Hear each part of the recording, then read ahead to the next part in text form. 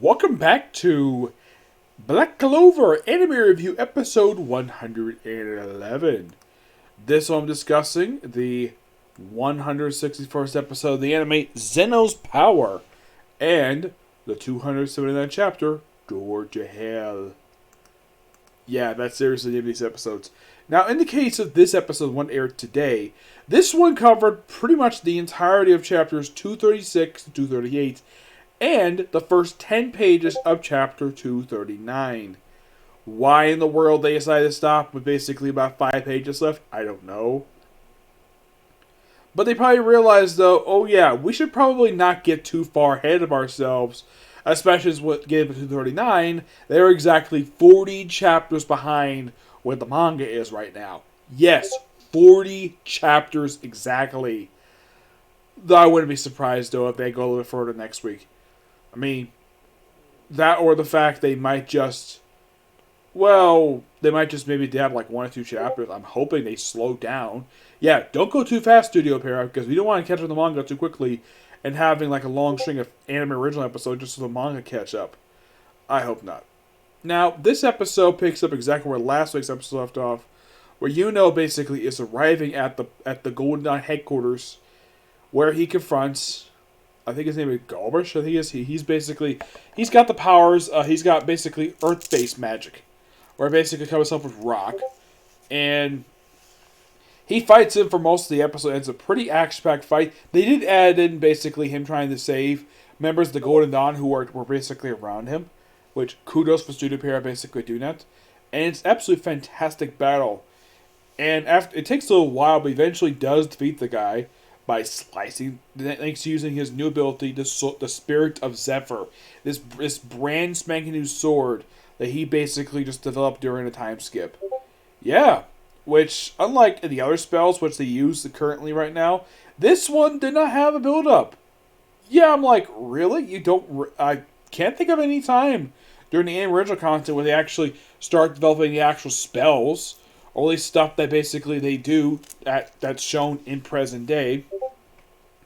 Yuno's the only one basically we don't see that for. At least in the case of Leopold, we actually saw him the first time he used the spell he actually used at the start of this current arc. Yes. But in the case of the Spirit of Zephyr, it's basically this big sword. It's like a long blade with a circular edge and like 2 pointy. It kind of reminds you of a sword, pictures I've seen of like Final Fantasy. It's a very cool looking sword, which by the way he actually uses in the most recent chapters of the arc. So he uses it and he actually slices up the guy, slices him almost like right in half, and he bleeds. Yes, he bleeds. And then all of a sudden, and then we cut to seeing Klaus fighting on one of the other guys, who are one of those Dark Disciples. And look up, Yuno shows up to help him out along with Lortura, I think his name is. She's the one who uses compass magic. So, thanks to their combined effort, they're able to beat the guy. And then the ceiling starts collapsing. You're probably thinking, why the heck is the ceiling collapsing? Well, that's because that Zenon has finally popped up. Well, he's come right through the damn ceiling with Bonshin using his World Tree magic. And of course, Yuno tries to fight him, but he blocks his bone magic. Yeah, this is bone magic. Both him, Klaus, and Lartil, who basically these three just defeated 2 Dark Disciples, and they can barely hold it and look like they're about to be killed. Look like those 2 got stabbed. Look up Yuno, basically. He does get stabbed too, but not right away, but lucky enough that... And then we cut to seeing Ralph flying on a broomstick. Yes, they have broomsticks in the series. In case you haven't watched the series, almost every character rides on a freaking broomstick. Well, who does not have flying ability? From what I can tell. The only one I can think of who does not ride on a broomstick is Asta. He rides on his Demon Slayer sword. Like he's a freaking Silver Surfer. So he shows up and he looks for he sees the carnage and the aftermath. He sees basically, we're fighting for you. He's like, Prince Yuno. And then he finds them. He hears basically, almost sounds like a child crying. Oh, and also, we also have, I love the fact they kept this from the actual manga itself, where when Belle tells Yuno, Go to Spirit Dive right now. He's like, okay. Which I appreciate the fact they kept it. And we hear almost like a child crying, but it's actually Belle crying when she's on top of Belle. She's a tiny fairy. She's not doing anything appropriate. And then we see that look like almost everybody look like they're dead, but lucky enough that Bonchus' magic basically uses it to heal anybody who's close to death, but couldn't revive anybody. So technically, with this episode, they confirmed that Harmon is killed. Yes, the big chubby guy who was part of the Royal Knights. Yeah, he's dead. He's a character who popped up a few times over the course of the series. I mean, his first appearance was actually in the Royal Knights exam, and he was basically seen in the reincarnation arc. But it's like right after that arc wrapped up, he popped up like once after that, and that's pretty much it. It's sad to see the guy go because it seemed like he was a good character. But I'm not blaming Studio Parrot basically for this. I blame the writer Yuto Tsubuya, who killed off a pretty interesting character who could have basically easily been fleshed out because he has a good taste for food. But no, we had to kill him off just for shock. Well, the other members basically, I wasn't sad to see him go. A lot of them basically were like no-name characters anyways. But Harmon, yeah, he was named character.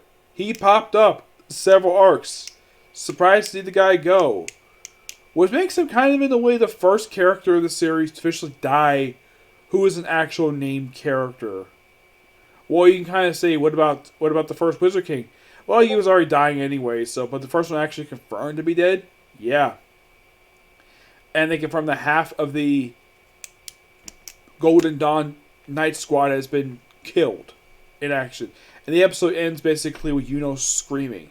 And that was at page 10 of chapter 239. This overall was a really good episode. And it's interesting though, I would say out of the 4 episodes they've had so far for this arc, this one's adapted the most chapters. Yeah, this is technically the 3rd episode. And like I said, most chapters adapted. Because the first episode of this arc, which was actually about... Actually, scratch, this is the 4th episode. The first episode, which was actually episode 158, that one adapted 3 chapters. Though in the case of the last 2 episodes, I think it was like just the last episode, they adapted roughly 2. Yes, it's interesting how they did that, but yeah, they wrapped up the Golden Dawn pretty quickly, despite the fact this went on about 4 or 5 chapters with the Golden Dawn stuff. But hopefully they might go briefly into original content just so the manga get a little more further ahead. I mean, it's already at 279 right now. Alright, so now moving on to the next chapter itself, where we open up and see Meliona, no cover page, surprisingly, where she kills this giant demon. She defeats the ancient demon. Of course, we see Ralph is there. Yep, Ralph is here, along with Sally, the necromancer. I don't remember their guy's name. Basically, the people who came with them.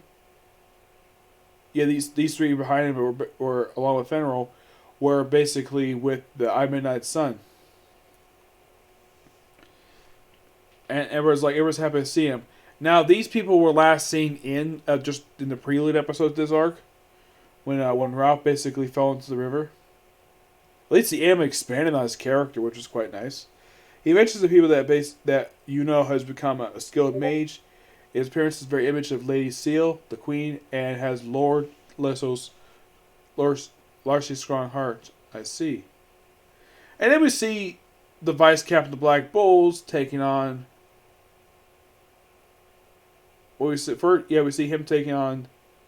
Looks like 2 members of... takes on Dante. Yeah, takes on frickin' Dante. Where he's like, I see. Arcane Strange makes Knights have strongly anticipated. Hello, you're going to Timmy? Yep, and we see Jack the Ripper he's like, shut up, just die already. And he was like, those are Noah's roots. Yeah, it's probably the Wolf Tree Magic. Quafa. And we see the Vice Captain going to his Fellows mode. Yeah, basically it's kind of like a sight beyond. It's like kind of like similar to Leo from Thundercats. He does a little sword. He holds up his eyes, Give me sight beyond sight. He looks around to see what's like. Oh no, Mumra basically is gonna do something sinister. Yeah, it's very similar to that. You know what I know about that? Because I watched Thundercats. And it's an awesome series. I highly recommend check out the original cartoon series from the 80s. It is really, really good. The 2011 reboot is actually pretty good for what it is. I kind of wish it had another season because it basically left off on a cliffhanger. Alright. So basically, we see what the heck is going on. We see that the ritual is about this, pretty much it's starting. So we see this guy who works for the Dark Disciples. Yeah, apparently he's host of Devil. And like, oh no, the gate was open, and we see, well, two of the members, we see two devils walking out, and Dante's like, what the heck is going on here? And basically the Vice King gets pulled back. Oh yeah, and by the way, these two actually look like they're women. Yeah, and Dante probably was wondering, like, who the heck are these two? And the Vice King like, these two. They're devils of the highest order, and they look like women. Lovely faces. Yeah, that's what these are female demons. Like, one is like a very skinny demon with a big arm. The other one's got like one on the other arm. One's got legs. The other one basically is like a weird, like a long skirt. But a very interesting chapter. And I'm going to give this chapter roughly a 9 out of 10. Because it's a very interesting cliffhanger. I would give it you know what? I'm going to give it a 9.5. This was a very interesting cliffhanger. Like, oh crap, more devils showed up. Like, this is going to be something. Well, I'm curious though, what's going to happen next? Well, the next chapter is chapter 280, which makes it 20 chapters away from 300. Yes, 300 chapter, which that might be the end of this arc. It's possible to say the least. This arc has been going on for quite a while. It's like chapter 229. So as of this chapter, we are exactly 51 chapters into this arc. 51. Which already makes it right now the second longest arc of the entire series. The reincarnation arc is longer than this by at least that one's like 80 I think it was like 83 chapters, I think it was. This is almost 1 year in. Well, publication wise anyways. It started actually early last year. And I personally just can't wait for the next chapter to come out. Okay, so that's it for particular review. My next review is a comic corner discussing two particular trades. One that leads to another. I wanted to say this for this particular point, okay? This next video. Bye.